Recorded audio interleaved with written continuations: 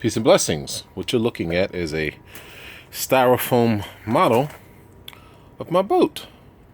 Actually, not of my boat, but of a previous design of my boat. And I want to talk about this really quickly, but I wanted to show you guys something.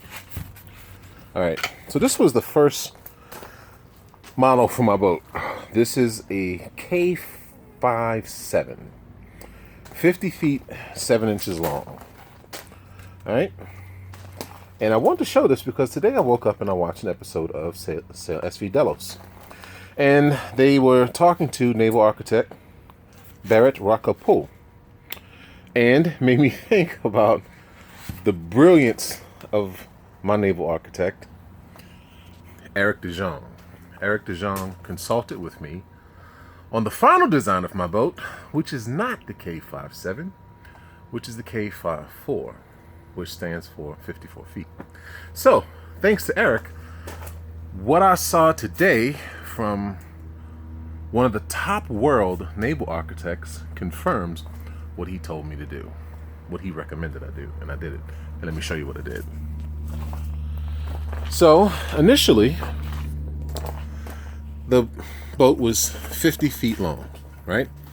And this dark line indicates the design. So 50 feet long, pretty wide beam. Now, what he initially told me to do was to make my boat longer. He said instead of 50 feet, make it 54 feet. Because you'll get a finer entry into the water to pierce waves. And you already have a wide enough beam for stability. And I'm like, okay. That sounds good. And so that's what I did. So the dash line indicates the new bow entry. So this initial bow entry design here, which is still pretty decent, right, has a 55-degree bow. You know, the angle in here is 55 degrees.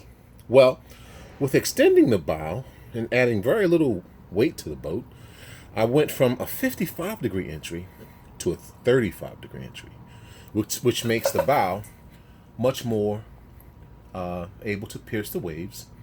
And according to the naval architect, Barrett Racoupeau, give you much better performance. So I have not redone my styrofoam model to match the new boat design. And also I added another foot in the transom, just to give it a little more girth for downwind or surfing on waves. And as you can see, this boat, like most of the new modern boats, has, relative, not flat, but I guess they're meant to really surf. Because when I designed this boat, let me go outside, I was looking at like the new hull shapes of, Janot and Halberassi and who else was I looking at?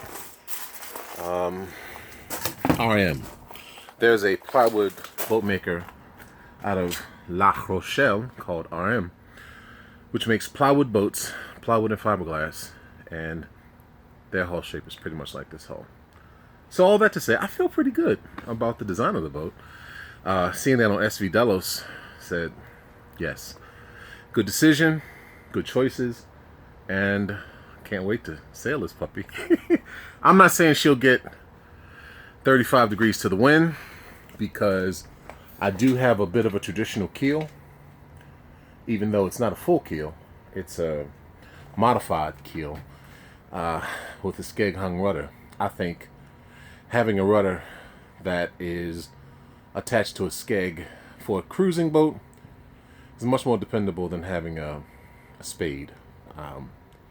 There's literally no way for my prop to get fouled or to hit anything, because it's above the bottom of the keel by about 4 inches, and it's more of the old-fashioned barn door style. So, but enough for that.